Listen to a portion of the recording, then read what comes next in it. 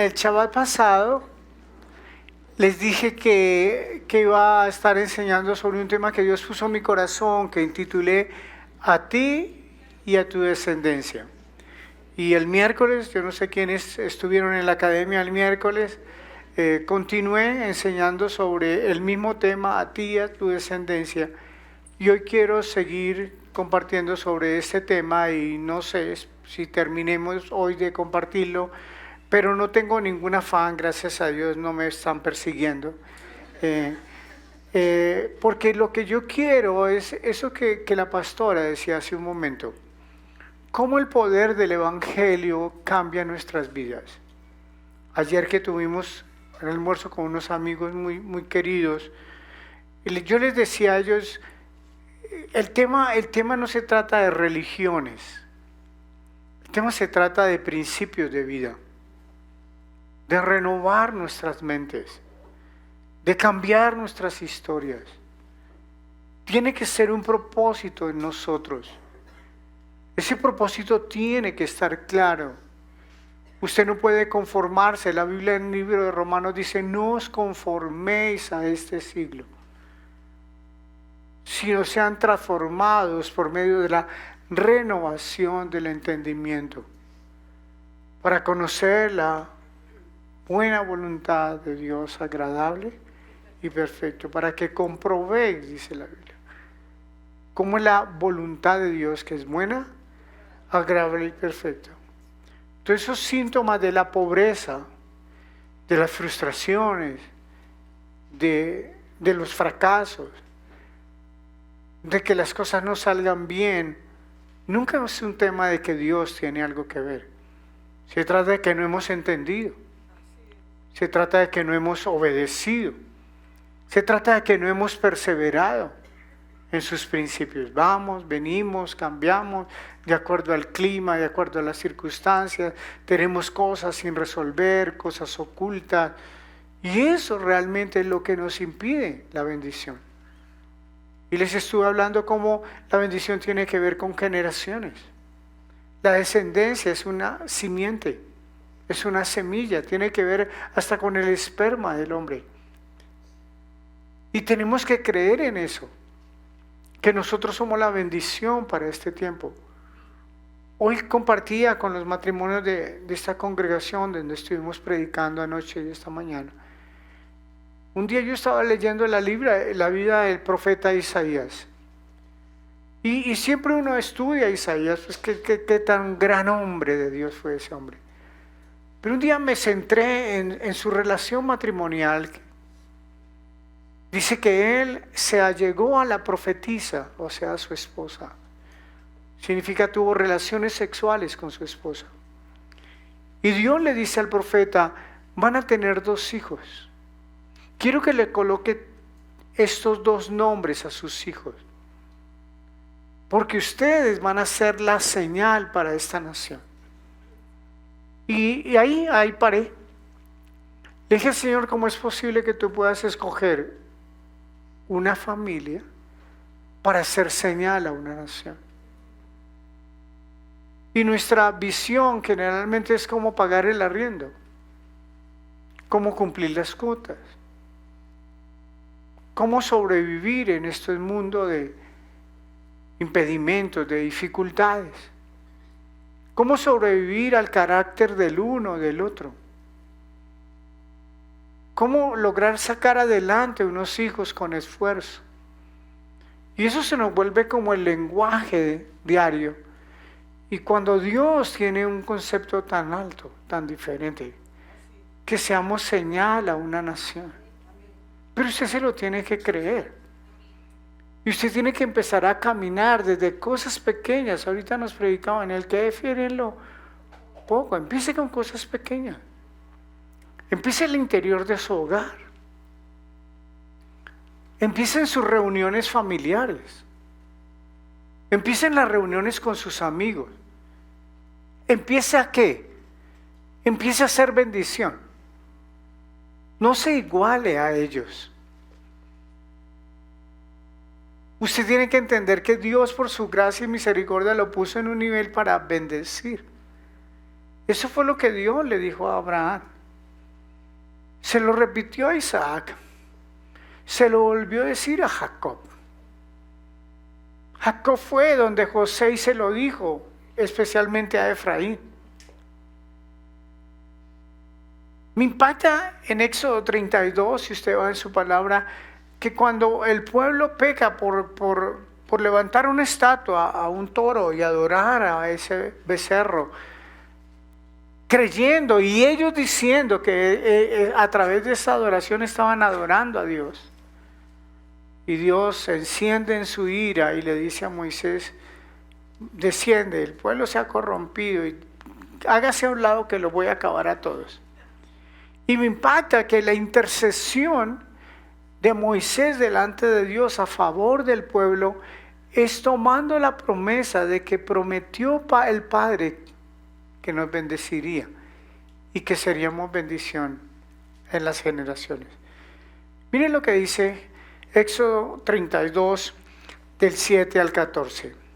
Entonces Jehová dijo a Moisés, anda, descienda porque tu pueblo, mire Dios, ya no era el pueblo de él. Ese era el pueblo de quién.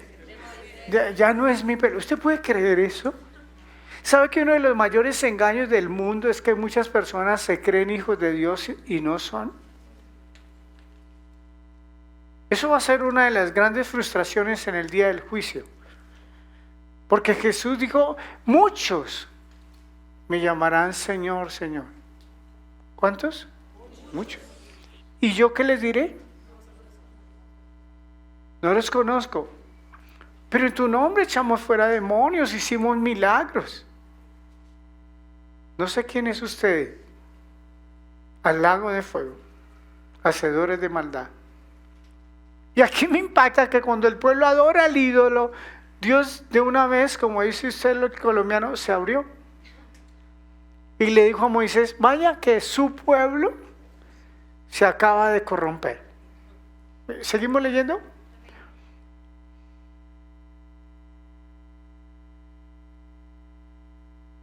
Pronto se han apartado del camino que yo les mandé. Se han hecho un becerro de fundición, lo han adorado, le han ofrecido sacrificios y han dicho, Israel, imagínense esta necedad, estos son tus dioses que te sacaron de la tierra de Egipto. ¿En serio? Hay dos cosas ahí que son impactantes. ¿Qué tan rápido se desviaron y se olvidaron de Dios? Dice Dios mismo, pronto se han olvidado.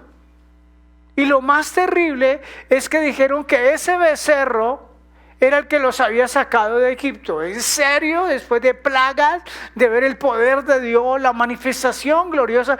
Y sabe que criticamos a Israel, pero somos así. Luego nos arrogamos cosas y decimos, fue por mi fuerza, fue mi trabajo, mi capacidad, y es que mi intelecto, y es que yo. ¿En serio? ¿No es la gracia de Dios? ¿No es el poder de Dios?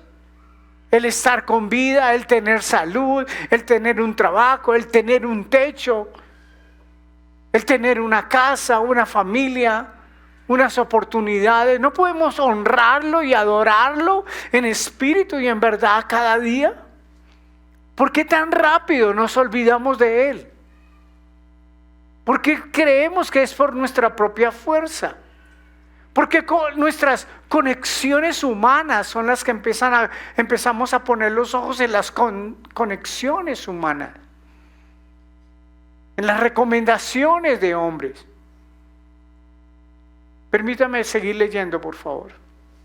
Dijo más Jehová a Moisés, yo he visto este pueblo que por cierto es pueblo de dura. ¿Está entendiendo cuál es la razón? La dureza, la terquedad, el orgullo, la obstinación. ¿Por qué no somos nobles? ¿Por qué no reconocemos que es solo gracias a Él? ¿Por qué no le damos gracias en todo y por todo? ¿Por qué no reconocemos que es solamente Él el que nos lo está haciendo? Ahora pues déjame que se encienda mi ira en ellos y los consuma, y de ti yo haré una nación grande. Dios le está diciendo, con usted solito me puedo hacer otra nación. Ese es nuestro Dios. Cuando a veces creemos que es que no, Dios, ¿cómo me va a hacer eso? Yo, a mí.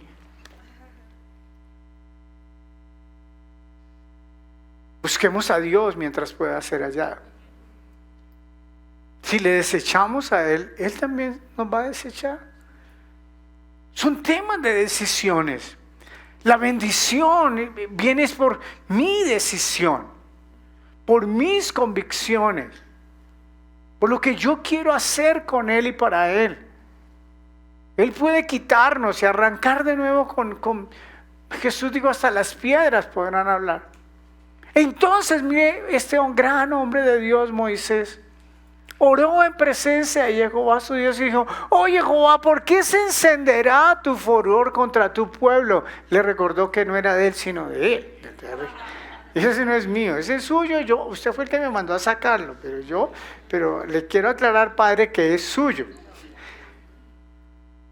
Que tú sacaste de la tierra de Egipto con gran poder y con mano fuerte.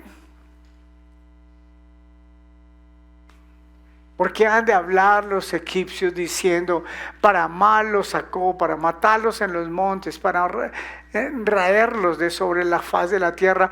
Vuélvete del ardor de tu ira y arrepiéntete de este mal contra tu pueblo. Acuérdate, y ahí es donde él le dice, acuérdate. ¿Y de qué trajo a colación Moisés? Acuérdate de Abraham, de Isaac y de Israel, tus siervos, a los cuales has jurado por ti mismo, que les has dicho, yo multiplicaré vuestra descendencia como las estrellas del cielo, y daré a vuestra descendencia toda esta tierra de la que he hablado, y la tomarán por heredad por siempre. Entonces Jehová se arrepintió del mal que dijo que había de hacer a su pueblo.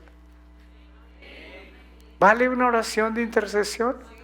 Vale que tú te postres y digas, Padre, perdónenos, pero tú nos prometiste que tú traigas a cuenta qué es lo que Dios quiere que traigamos a colación. La promesa de que Él nos quería bendecir. Amén. Josué, capítulo 24. Solamente voy a leer un texto porque me gustaría dejar ese capítulo para hacer un estudio específico. Solo voy a leer el verso 14. No tengo el tiempo para entrar a leer todo el capítulo. Ahora pues, temed a Jehová. ¿Qué dice? Y servirle ¿cómo? Con integridad y en verdad. Y quitad de entre vosotros los dioses a los cuales sirvieron vuestros padres al otro lado del río y en Egipto, y servid a Jehová. Aquí voy a estar solamente meditando en este verso. Es el último discurso de Josué. Es más, el capítulo 24 dice que falleció Josué. Pero yo les dije que toda esta enseñanza comenzó cuando yo empecé a estudiar este capítulo y me impactó que dice que el pueblo de Israel sirvió a Dios mientras Josué vivió. Y sirvió a Dios mientras los ancianos, los discípulos de Josué, vivieron. Pero en la siguiente generación se apartaron. Y entra el periodo de los jueces, y el periodo de los jueces es un ciclo repetitivo. Se apartaban de Dios, venía el enemigo y los subyugaba, clamaban a Dios, Dios levantaba un juez que los libertaría, se restauraban y al cabo del tiempo se apartaban. Y otra vez el ciclo. Como se apartaron, el enemigo los subyugaba, volvían a clamar, Dios levantaba otro juez, los restauraba y cuando estaban bien, se apartaban. ¿Qué cosa? ¿Cómo hace Dios? Entonces lo que Josué está diciendo es que tenemos que tener algunos principios. Lo primero, temor a Dios. Escribí en estos días una columna para un medio de comunicación cristiano que me pidieron que escribiera una columna y escribí sobre la integridad. Y escribía y decía, ¿cómo es de importante hombres y mujeres íntegros en este tiempo? ¿Cómo es de necesario para este mundo? Hombres y mujeres con temor a Dios. Y decía, ¿cómo extrañamos y cómo no vivimos esa frase tan conocida por todos en el Padre nuestro? Padre, que se haga tu voluntad, así como en el cielo, también acá en la tierra. Estamos lejos de vivirla porque ni siquiera consultamos cuál es la voluntad del Padre. Se perdió el temor a Dios. Míreme con atención. Usted puede venir, sentarse, y si sigue igual, perdiste el temor a Dios. Cumples con un rito, con un culto, con un dogma. Pero la evaluación no es esa. La evaluación es, ¿tú realmente has crecido en el temor a Dios? Cada día te vuelves más sensible a lo que el Espíritu Santo de Dios te quiere decir. El apóstol Pablo dijo que no contristáramos al Espíritu de Dios. ¿Y cuándo empezamos a contristar al Espíritu de Dios? Andamos por la vida de una manera mecánica, haciendo lo que nos parece, lo que más nos gusta, lo que nos hace felices. Pero has preguntado, ¿esto está agradando a Dios? ¿Cómo recibir esa bendición? Después de temer a Dios, lo que Dios dice es que además de temerle hay que servirle. Pero no de cualquier manera, hay que servirle con integridad. ¿Está leyendo su Biblia?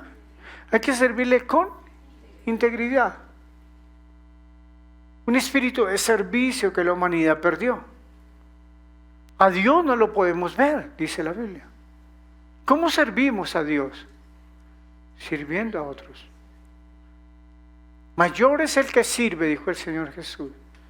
Eso como que todavía no lo entendemos, para servir en nuestras casas, para tener actitudes nobles, sencillas, humildes, para dejar la pelea, la contienda, la soberbia, el orgullo y decir, venga, ¿qué me pasa?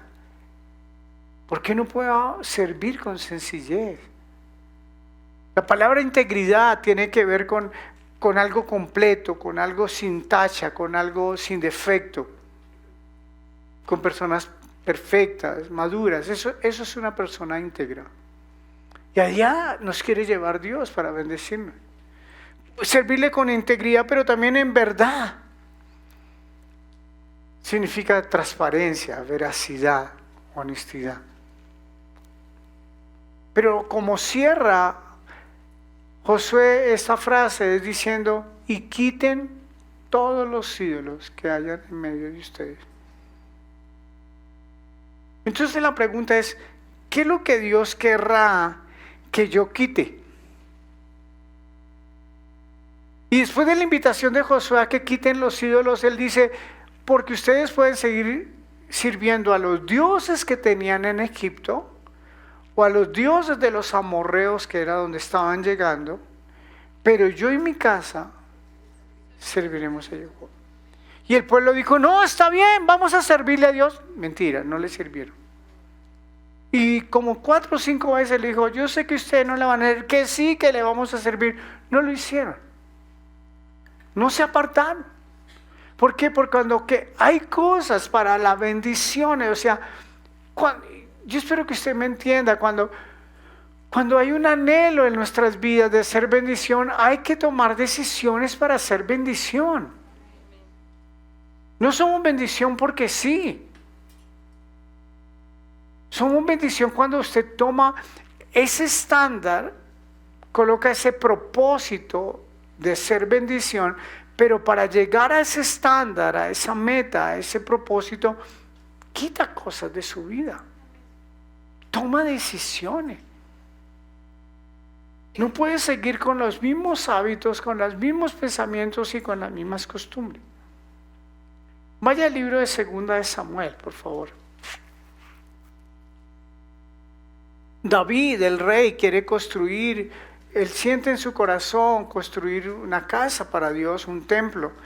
Y Natán, el profeta, inicialmente le dice, súper, rey, vamos para esa. Y Dios se le presenta al profeta, le dice, vamos para esa. Vaya y dígale a David que él no va a poderme construir casa. Que su hijo Salomón es el que lo va a construir. Pero él hace un pacto, Dios, con David. Y es un pacto generacional. Y el pacto dice en el verso 7, 2 Samuel 7:12, y cuando tus días sean cumplidos, o sea, cuando ya llegue al final de sus días, y duermas con tus padres, yo levantaré después de ti a uno de tu linaje, el cual procederá de tus entrañas, y afirmaré tu reino. Él edificará casa a mi nombre, yo afirmaré para siempre el trono de su reino. Yo le seré a él por padre, él me será a mí por hijo. Y si él hiciere mal, yo le castigaré con vara de hombres y con azotes de los hijos de los hombres. Pero mi misericordia no se apartará de él como me la aparté de Saúl, al cual quité delante de ti. Y será firmada tu casa y tu reino para siempre delante de tu rostro, y tu trono será estable eternamente. ¿Cómo Dios le dice a un hombre que su trono va a ser eterno? Porque del linaje de David vendría el Mesías, nuestro Señor Jesús. Y Él es el Rey de Reyes y Señor de Señores, y gobernaremos toda la eternidad con Él. Esa es la visión, muchachos. Yo espero que usted entienda la honra de este llamado. La gloria, la dignidad, el propósito que Dios tiene con nosotros. ¿Usted cree que es que apriete los dientes el resto de su vida? No, nunca es el sueño de Dios eso. Ni que vaya de tumbo en tumbo y de fracaso en fracaso y de caída en caída. Eso no es lo que Dios tiene en mente cuando nos llama. Lo que Él está diciendo es: quiero hacer un pacto contigo. De generación en generación. Éxodo 20 dice que nosotros traemos maldición por 3 y 4 generaciones, pero que habrá bendición hasta 1000 generaciones. ¿Tú sabes qué es? Que a partir de usted haya bendición a 1000 generaciones. ¿Usted se lo puede creer? Fue lo primero que Dios nos enseñó cuando empezamos a leer la Biblia.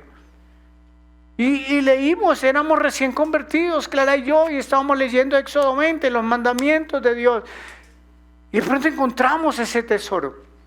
Y los dos nos miramos, 30 y 24 años teníamos, y nos miramos y creímos, y dijimos: según este texto bíblico, tú y yo traemos maldición por 3 y 4 generaciones. Pero la promesa dice que si de aquí para adelante nosotros cambiamos nuestras decisiones, nuestro estilo de vida, vamos a hacer bendición a 1000 generaciones. Lo entendimos, lo creímos y tomamos decisiones. Tomamos decisiones pensando en ¿qué? En ser bendición a 1000 generaciones. Muchos creyentes, muchos hijos de Dios, mucho pueblo de Dios, por lo único que toman decisiones es por bendiciones temporales. Porque me vaya bien en el trabajo, para no separarme, que los hijos no se vayan al mundo. Dios dice: pero venga, eso no es lo que yo quiero con ustedes. Lo que yo quiero es que ustedes sean bendición a 1000 generaciones. Pero tenemos una mente tan escasa, tan pobre, tan llena de miseria. Nos han vendido unos conceptos que la vida con Dios es sufrir y sufrir y sufrir. Tanto que hay una denominación que se llama pare de sufrir. ¿Por qué? Porque todo el mundo está sufriéndola, aguantándola, sudándola, reventándola, apretándola. Y Dios dice: eso no es lo que quiero. Tú no puedes tener una visión diferente de tu vida. Míreme, alcen sus rostros, por favor. Yo sueño que esta congregación sea diferente. Que usted salga cada vez que entra y recibe una palabra, y salga con un propósito: ser bendición a todo el que se encuentre en el camino. Que como hoy nos enseñaban, deje de limosnear. Deje de poner cara de miserable y de pobre. Deje de agradar a hombres impíos por obtener favores de ellos. Tengo un estándar de vida diferente. Tengo una visión de vida. ¿Usted que se trata de que tenga 10 o 20 o 50 discípulos? ¿Usted cree que de eso se trata? Usted no va a tener ni uno si usted no tiene en su mente que va a ser bendición a miles. Es lo único. Es lo único que Dios quiere, usarte para que tú seas bendición. Eso no se trata de una meta para el pastor o para el líder. Tú realmente vas a tener una esencia en tu vida desde que te levantas y mientras duermes y mientras trabajas y estudias y caminas. Y tú te sientes en el colegio, en la universidad, en la oficina, en los negocios. Tú te sientes la persona que va a ser bendición a esas con las que tú te cruzas. O tú vas a tu trabajo porque ¿qué más hago? Es lo único que me salió. Es lo único que pude conseguir. Y estudias porque, pues papá y mamá, ¿quién se los aguanta si yo no estudio? ¿Es eso el propósito de la vida? ¿Tú cuándo vas a romper con tu vida que heredamos maldita? Cuando tú tengas en cuenta que Dios quiere que tú seas bendición. Mire Esdras. Esdras es usado por Dios para restaurar a Israel y para sacar al pueblo cuando regresan de Babilonia y restaurar muchas cosas. Y en Esdras capítulo 9 del 1 al 3 hay una enseñanza muy linda que ya he compartido en algunas otras ocasiones cuando prediqué sobre el linaje. Dice: acabadas estas cosas, los príncipes vinieron a mí diciendo: el pueblo de Israel y los sacerdotes y levitas no se han separado de los pueblos de la tierra. ¿Cuál era el pecado? No se habían separado. Usted puede preguntarse, y se lo pregunté en esta semana, ¿Dios le está hablando de qué se tiene que separar o de quién? Se tiene que romper. Usted tiene que salir, aún físicamente. Cuando Dios le dijo a Abraham: sal de tu tierra y de tu parentela, él no se quedó diciendo: sí, amén, amén, lo recibo, amén, amén. No, él cogió toda su casa y la sacó y se fue de una nación a otra nación. Él lo hizo físicamente. Tú tienes que aún físicamente salir de territorio donde Dios te dice que en ese territorio vas a estar mal. Llámese apartamento, casa, barrio, no sé. Lo que Dios te diga, pero te tienes que mover. Dios les está hablando hoy. Ellos no se habían apartado. Dios les había dicho: apártense de esas naciones, no hagan las costumbres que las naciones hagan. No, llegaron, se sentaron, hicieron como las naciones. Y es ese dicho: a donde fueras, haz lo que vieres. No. Usted no tiene que hacerse a la gente. Mire lo que Esdras está diciendo, o le están diciendo: no se han apartado de los cananeos, heteos, fereceos, jebuseos, amonitas, moabitas, egipcios, amorreos, se hacen conforme. Cuando usted no se aparta de algo o de alguien, usted termina haciendo lo que ellos hacen. Eso es seguro. Quédese en un grupo de amigos todos los días a echar chistes verdes y usted dice: no, es por compartir, es como doy testimonio. Y usted termina echando vulgaridades.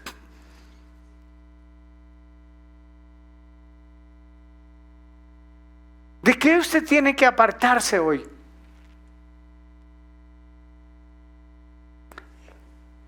Porque han tomado de las hijas de ellos para sí, para sus hijos. Y el linaje santo, ¿cómo se veían ellos? Vamos, por su boquita, ayúdenme. ¿Cómo se veían ellos? Dios les había dicho que ellos eran un linaje santo. ¿Usted puede creer eso de usted? ¿O ha sido marcado como este Antonio Gramsci en la miseria, en la pobreza, en la amargura, en la intimidación? Y usted no vive sino criticando, amargando, sufriendo, deprimiéndose, llorando. Pero usted se ha visto realmente. Mire, yo siempre le digo a las jovencitas: valórense. ¿Ustedes por qué andan detrás de cualquier tonto que les echa un piropo? Porque no se han visto como un linaje santo, que Dios te apartó desde el vientre para un propósito sublime. glorioso. El día que usted se vea como un linaje santo, usted será diferente. Usted no se tendrá que estar exhibiendo, ni vendiendo, ni compartiendo, nada. La bendición está sobre su vida. ¿Me lo recibe en serio? Es sobre su vida que está la bendición y el favor divino. Han sido mezclados con los pueblos de la tierra, y la mano de los príncipes y de los gobernadores ha sido la primera en cometer ese pecado, los líderes. Mire lo que Dios le dice a Malaquías. En el capítulo 2, verso 15. El libro de Malaquías es una sola profecía que Dios le da a los levitas de exhortación. Y en medio de la exhortación, él está diciendo que en el verso 14, si ustedes ven, ahí dice que han sido desleales con la mujer de su juventud. Y él hace esta reflexión: no hizo él, Dios, habiendo en él abundancia de espíritu, no hizo uno. ¿Por qué? Porque buscaba una descendencia para Dios. Guardaos pues en vuestro espíritu y no seáis desleales para con la mujer de su juventud. ¿Hay aquí matrimonios algo de que es que nos tenemos que aguantar? ¿Y qué más hago? Pues aguantármela porque ya la escogí así. ¿Hay algo de eso? ¿Hay algo aquí de algo que le diga que es que sus hijos tienen que conocer el mundo porque pues están en esa etapa de ir a conocer el mundo? ¿Hay algo aquí en ese texto de eso? ¿Hay algo de eso? ¿Hay algo de que tú se tiene que partir el lomo para comprarle cosas materiales a sus hijos? ¿Hay algo de eso en este versículo? No, lo que hay en este versículo es que hay un destino para una familia, buscar descendencia para Dios. Ese es el estándar de un matrimonio y de una familia. Esa es la meta. Entonces la evaluación todos los días en nuestras casas es: ¿estamos levantando descendencia para Dios? ¿O estamos viviendo porque hay que vivir? Para comprar, para comer, para pagar. Yo quiero que usted se responda a eso. Los que son solteros, ¿usted tiene un propósito en su vida de ser descendencia para Dios? ¿De estar ungido por Dios? ¿Apartado para Dios y por Dios? ¿Es en serio ese estándar en su vida está? El Señor Jesús tenía que venir a restaurar todas las cosas y Juan el apóstol da un ADN que no teníamos. Y habla de que el Verbo se hizo carne y habitó entre nosotros y vimos su gloria, la gloria como el unigénito del Padre, lleno de gracia y de verdad. Él es la puerta, dijo.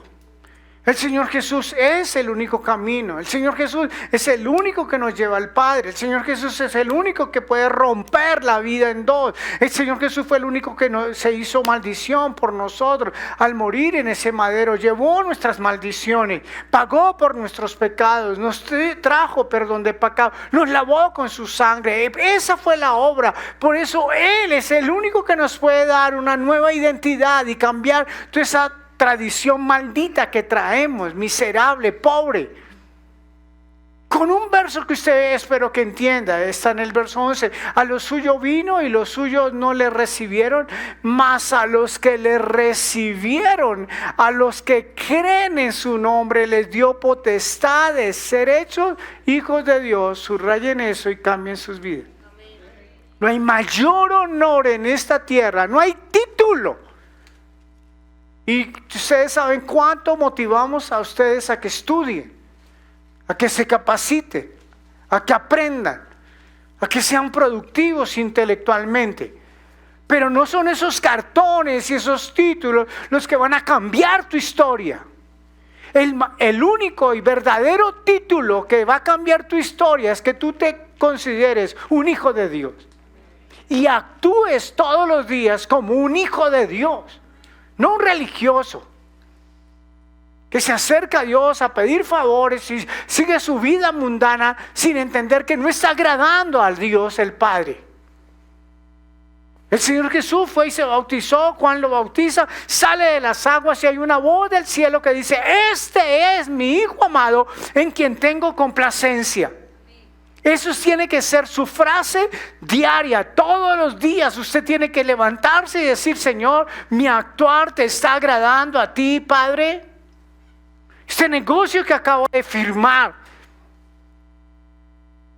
esta conversación que acabo de tener, ¿te agradó, Padre? Este día que estoy terminando y empezando, ¿te agradó, Padre? ¿Cómo manejo mis cosas? ¿Cómo actúo en mi casa? ¿Cómo manejo mis relaciones? ¿Cómo manejo mis finanzas? Padre, ¿es de tu agrado? Entonces tu mente cambiará. Dejarás de ser el religioso mediocre que solo quiere tener caretas de piedad, pero que en su interior eso es un fracaso.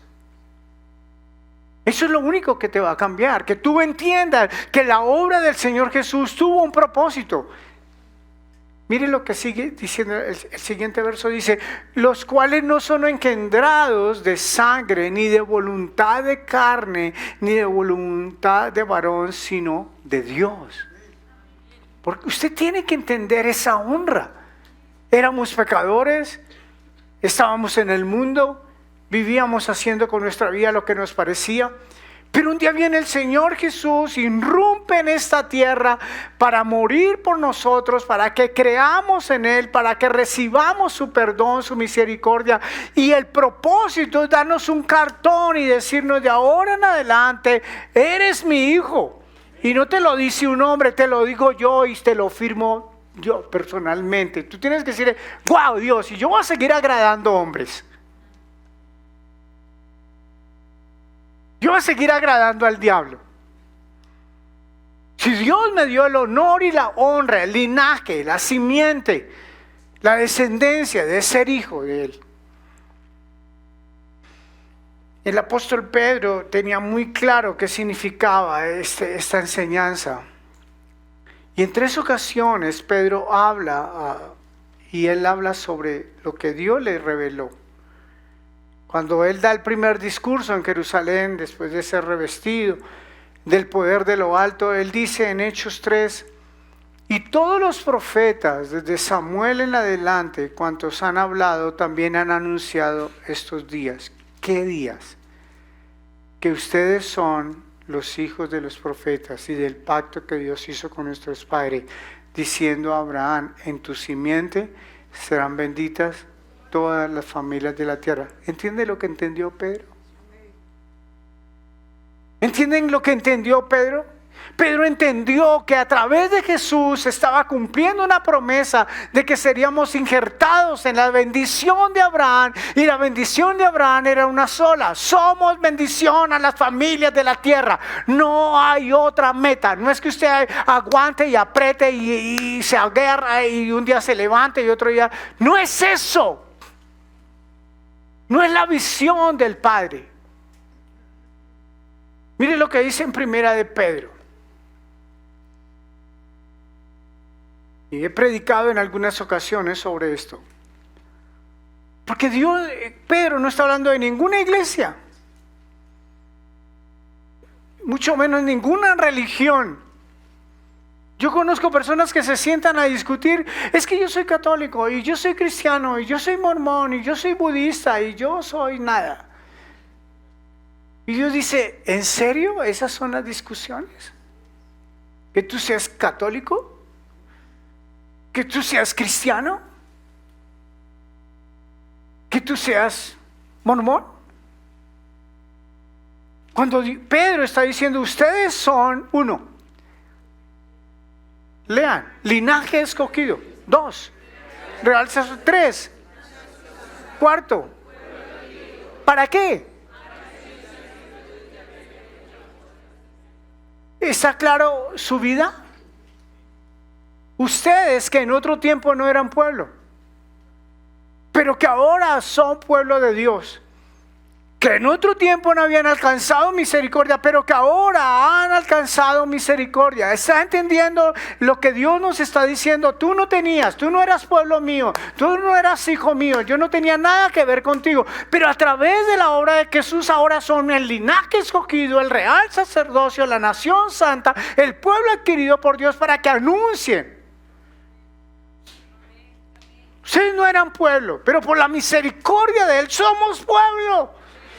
¿Usted qué lucha eso de soy cristiano, soy católico? No, es pueblo de Dios. Usted es un linaje escogido. Usted se porta como un real sacerdote. Usted tiene esa cualidad de sacerdote y rey, que es lo que dice Apocalipsis, que Jesús dijo: y los constituí para Dios el Padre, reyes y sacerdotes. Y se cambiará su vida. ¿Qué amor al mundo? Ni qué amor al pecado, ni amigos mundanos, nada que ver. Usted ya tiene un galardón, usted ya tiene un estándar, usted ya tiene un título, usted ya tiene una categoría, linaje escogido. Dios te escogió. Dios te apartó. Jesús murió por ti y por mí para eso, darnos una honra. ¿Cuál adicción a drogas? ¿Cuál adicción al tabaco? ¿Qué pornografía? ¿Para qué te sirve eso si dejas de ser linaje? ¿Para qué ir a emborracharte con amigos? ¿De qué sentido tiene eso? Explíquenmelo. Si yo ya tengo lo que nadie tiene, lo que muchos quisieran tener, y teniéndolo no lo valoramos. Y empezamos a pelear en bobadas. Que si creo en esto, que si creo en esto, que si la reunión es cortica, que si es larga, que por qué, que por qué, que por qué, porque Dios dice: tú no eres pueblo. ¿Quieres ser pueblo? ¿Quieres ser un real sacerdocio? ¿Quieres tener vestiduras reales? ¿Quieres recibir mi honra? ¿Quieres caminar bajo mi gloria? Nada que ver. Cambio todo por eso. Miren lo que Dios le reveló a Pedro en la segunda carta. Esto cambió mi vida cuando yo estaba en una lucha de esas ataduras que traía del mundo y esas adicciones al alcohol y a muchas cosas que yo traía, y recién me convertí. Yo encontré este verso que ¡pum!, me cambió la mente. Y cuando me cambió la mente, cambié mis decisiones. Como todas las cosas que pertenecen a la vida y a la piedad nos han sido dadas por su divino poder. ¿Por qué nos han sido dadas? Mediante el conocimiento de aquel que nos llamó por su gloria y excelencia. Y miren este verso 4 tan poderoso. Por medio de las cuales nos ha dado preciosas y grandísimas ¿qué? Para que por ella, por las promesas, llegaran a ser participantes de la naturaleza divina. Pare ahí. ¿Para qué son las promesas? ¿Por qué Dios quiere que medite en esto que te estoy diciendo, en esto que te estoy diciendo? Porque a través de estas promesas tú llegarás a un lugar donde eres participante. ¿De qué? ¿Están leyendo su Biblia? ¿De qué es que somos participantes? Y cuando entonces la naturaleza divina viene a usted, ¿dónde queda el pecado?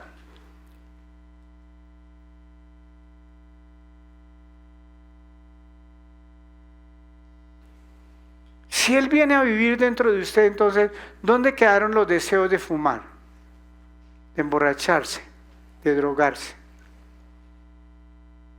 Si Él no fuma, si Él no toma, si no le gusta la pornografía, si a él no le gusta estar coqueteando. Por eso Pablo añade algo más. Ya no vivo yo. ahora vive el Mesías dentro de mí. Y lo que ahora vivo en la carne, lo vivo en la fe del Hijo de Dios, que me amó y dio su vida por mí. Pare ahí. Pablo le escribe a Timoteo y le dice, usted tiene que ser un soldado y solo tiene que agradar al que lo tomó por soldado. Y no se involucra en las cosas del mundo. Míreme acá, su mente pobre, escasa. Todos fuimos criados en escasez, en muchas pobrezas. ¿Cómo es la única manera en que eso va a cambiar? Cuando usted entienda que Dios mismo está viviendo dentro de usted. Juan, el apóstol, lo resumió y dice, el que tiene a Jesús no peca. Punto aparte, punto final. Todo el que peca es porque realmente no tiene a Jesús. Usted lo que tiene que decir, Señor, es, un linaje ahora soy diferente, que la gloria del Dios viviente viva dentro de mí. Y usted llega a cualquier lugar y pone manos sobre cosas para que se pudra, porque la unción que hay dentro de usted pudre lo que sea. Por eso usted tiene que ir a su casa. Hoy estaba predicándole los matrimonios sobre 2 Corintios, donde dice que a través de nosotros damos a conocer el olor de su conocimiento. Y les estaba hablando qué olor hay en su casa. Hay pulcritud, hay limpieza, hay orden, hay paz, hay reposo, hay respeto. Solo con que usted esté. Si realmente la gloria de Dios está en usted. Porque Jesús le dijo a sus discípulos, vayan de casa en casa y cuando entren a una casa decid, shalom a esta casa. Ellos eran el arca donde la gloria de Dios va. Usted puede verse así. Usted llega a un lugar y solo usted llega y llega con la gloria de Dios. Y pudre los yugos. Donde hay enfermedad, no hay más enfermedad. No hay virus. No hay bacterias. No hay ruina. No hay demonio de pobreza. ¿Por qué? Porque usted tiene la naturaleza divina, o sea, la misma presencia de Dios en usted. Si usted lo entiende, por favor. Y termino con 2 versos de Pablo. Pablo escribe a los Gálatas y les da la revelación mayor de toda esta historia que les he contado desde Abraham. Y le dice, capítulo 3, Cristo, el Mesías, nos redimió de la maldición de la ley. ¿Quién cree eso? ¿En serio? ¿Por qué no se hace una lista de maldiciones?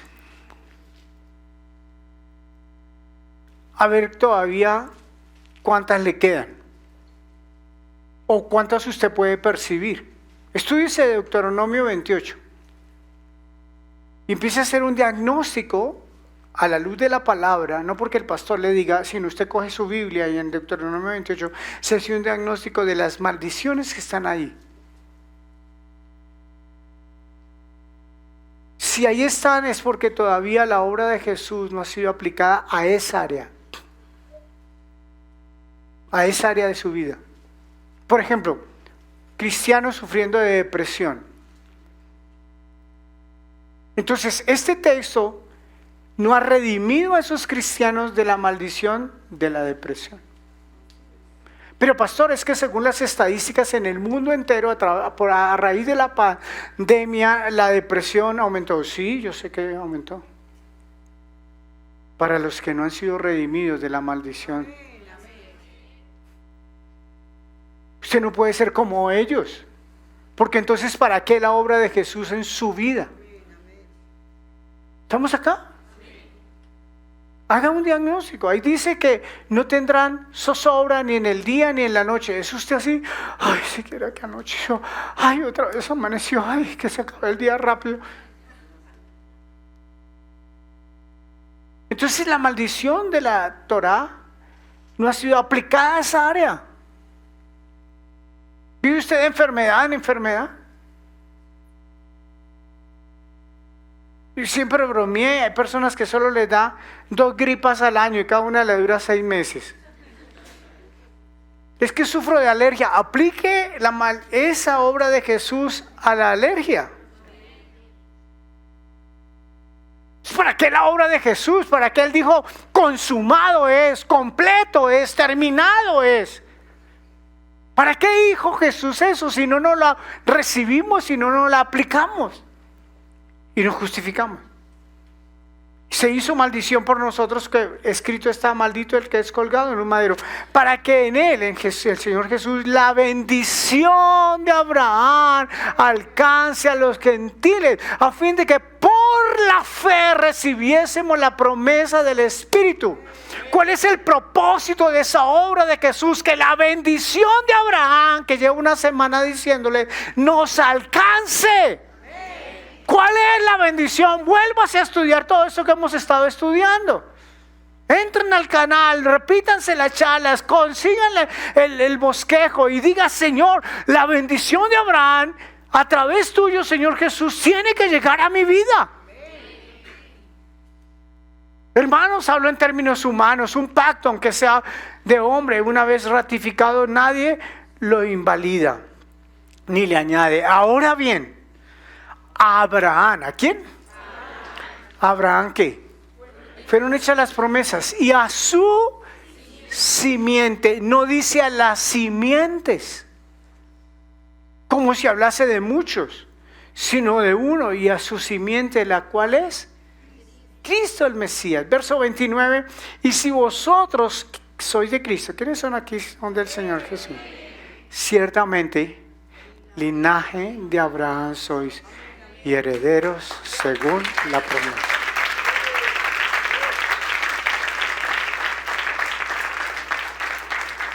Esa es la gracia.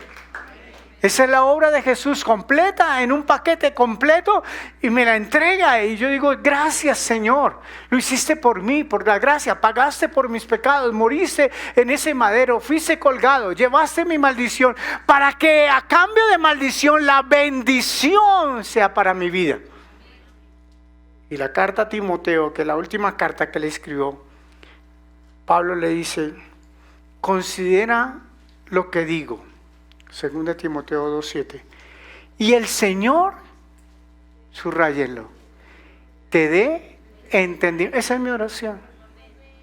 Que usted no diga: ay, pastor, qué palabra tan linda, y mañana esté igual hecho un trapo. No, que haya un entendimiento de eso que les prediqué por 2 semanas. ¿Cuál es el entendimiento? Que nos acordemos del Señor Jesús, del linaje de David, resucitado de los muertos conforme a mi evangelio. ¿Qué es lo que Pablo le decía a Timoteo? Venga, chino, acuérdese que él es el linaje de David. Padre, te adoramos y te bendecimos en esta hora.